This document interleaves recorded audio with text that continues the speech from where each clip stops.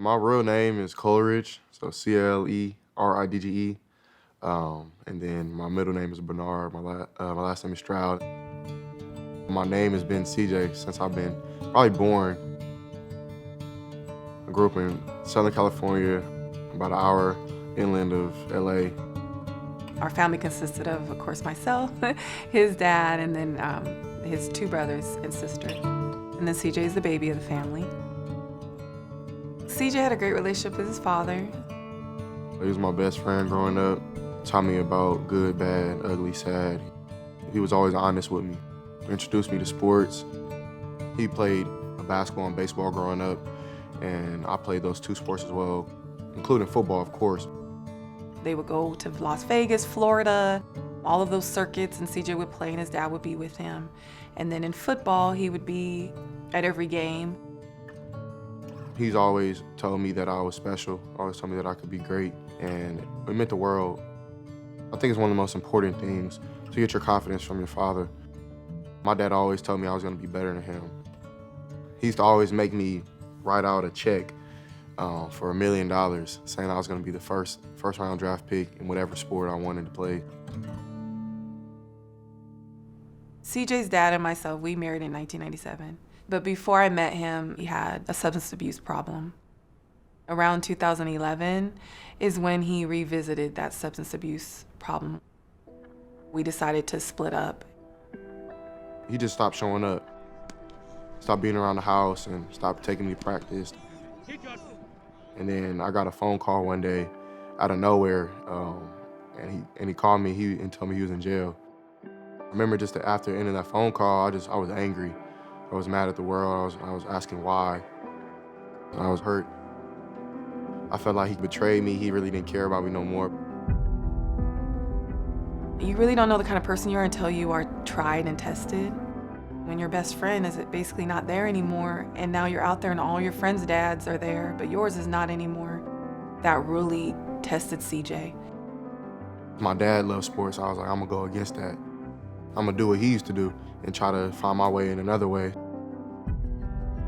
Southern California, you have different avenues and different things pulling you left and right. I was just a kid at the time, really didn't know what I was getting myself into. I wasn't maybe always doing the right things, and I had a couple life and death situations that woke me up from what I was doing. When you have a calling on your life, you can try to go any way you want, but you're always gonna go back to your original calling. That's what happened with CJ, and sports has always been an outlet for him. My first practice at Snoop Dogg's All-Star team, just having that youth football kind of like brotherhood with some of I call my best friends to this day, showed me a different way to live. I can really take something positive and turn it into something great, which was, for me, sports. My recruiting was definitely tough. Kids around Southern California were getting offers in the 8th grade, and I thought I should be one of them, but I wasn't. And I went to, of course, Rancho Cucamonga High School. My junior year, had a good season, got some college offers. First offer was from Colorado. Just kept going, kept fighting, kept crawling, kept scratching to be better and better. I was scratching and crawling to get to the Elite 11, and I felt like they didn't want me. This was something CJ had watched on TV since he was little. The high school quarterbacks competition. There's the greats that have gone through that program, and most of them either went pro or competed at a high-level college. And it's hundreds of quarterbacks, and they narrow that down to 21. And then they narrow it down to 11, then they narrow it down to the MVP, the winner of the competition. I went to the regional camp in LA, felt like I did really good, but they offered Bryce an invitation. Of course, now he's at Bama. Each of those camps, they picked other quarterbacks and not CJ. Went back to the drawing board, worked harder. Then I went up to Oakland, got denied again. And I just kept putting hunger into me. And I just kept fighting, kept scoring, kept emailing, kept doing whatever I could, kept showing up. Felt like I did really good. And I remember the day of, it was the last day they were sending invitations. I think I was the last phone call, and they invited me to the Elite 11 to Dallas. I was like, oh, it's over with. I was like, it's done. They done messed up now. They didn't give me the opportunity. He's out throwing kids that are ranked so high, they're 4 or 5 stars. And here's this kid that's 3 stars. They put them in 7-on-7 teams, which was where he came in contact with Ohio State players. I was on the team with G. Scott Jr., Julian Fleming. He was throwing you dots, everything on the money, leading the team. Like, this is just a 7-on-7, this is just a camp. And everything is just shining through. And it's like, wow, like, who is this guy? Like, I don't know, who is this dude? As I started kind of getting a groove going and started winning some 7-on-7 games, just started to compete at a high level, and I can probably really do this. They named him the MVP of the Elite 11. I didn't know I was gonna win it. I'm not saying I was gonna win the MVP right off rip. I just knew that I was gonna show him something. Our team ended up winning the championship in that 7-on-7, and on the way home, we're on the bus going to the airport, and I'm like, so like, what are you thinking about, bro? And he's like, I don't really have that like many big, huge offers right now. He's like, I might stay in Cali, I'm not sure. I'm like, you gotta come to Ohio State with me. Like, you gotta come to Ohio State with me. They called Coach Day and whoever they call, Heartline, whatever the case may be. I'm like, you gotta offer this kid, you gotta offer this kid, you gotta offer that kid. And I was sitting there like listening, like, damn, it's crazy. They talking Ohio State about me. We didn't know a ton about CJ. And then it started to pick up, and we started to learn more about him and understand, you know, he's a Rancho Cucamonga and the background and everything like that. And you saw somebody who had an edge to him. Coming in Ohio State, Justin was here. It was good for me to learn from him. I just had to be a leaning hand and be a leaning brother to him and try to follow him. That taught me a lot as well. But yeah, just kept scratching the crawl just to be a better quarterback each and every day. Big question here with so many pieces back is what's missing, and that is Justin Fields. You got 3 freshmen vying for that starting quarterback spot. They didn't recruit me early on. They didn't want me at first. They wanted somebody else.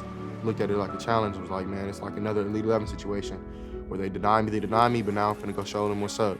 Here's a pass into the end zone, caught for the touchdown. Great start for C.J. Stroud.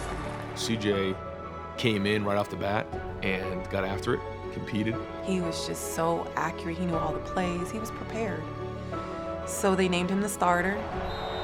All of college football is waiting to see C.J. Stroud. Can he fill the enormous shoes left behind by Justin Fields? Stroud pulls it out over the middle. Intercepted! It was tough.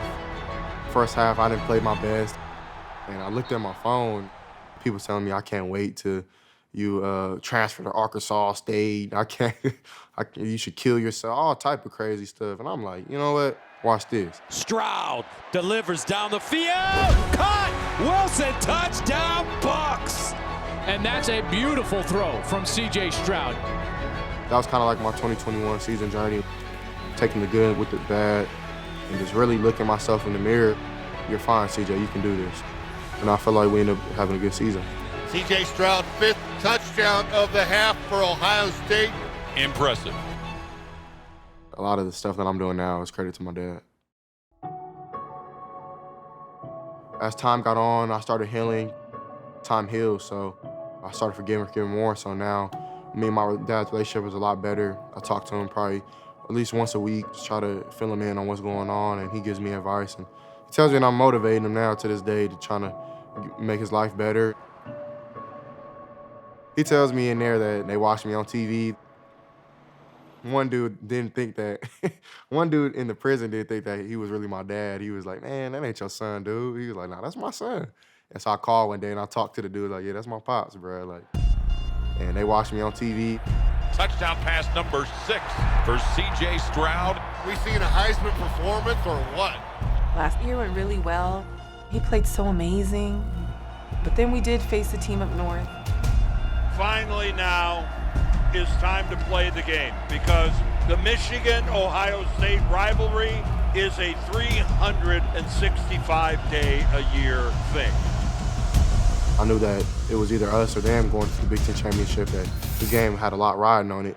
Aiden Hutchinson drops Stroud at the 39-yard line. Unfortunately, we didn't win. It wasn't because of lack of effort from CJ, that's for sure. But CJ said to me, like, we should have won. Like, he takes all of the blame on himself. For Ohio State, bitter disappointment. Their streak of Big Ten championships will come to an end. It was just tough, licking your wounds and understanding like, okay, we lost this game, and it's got to be another 365 until we got to play these dudes again. And I definitely think when that game comes, that'll be our motivation. Put Ohio State back on top. If that's good, ugly, sad, if it looks bad, it doesn't really matter. We just want to win. Some of the goals I've been kind of speaking to fruition is, of course, beating the Tebow North, winning the Big Ten championship, winning the Heisman, the national championship. Hopefully after that, everything will take care of itself.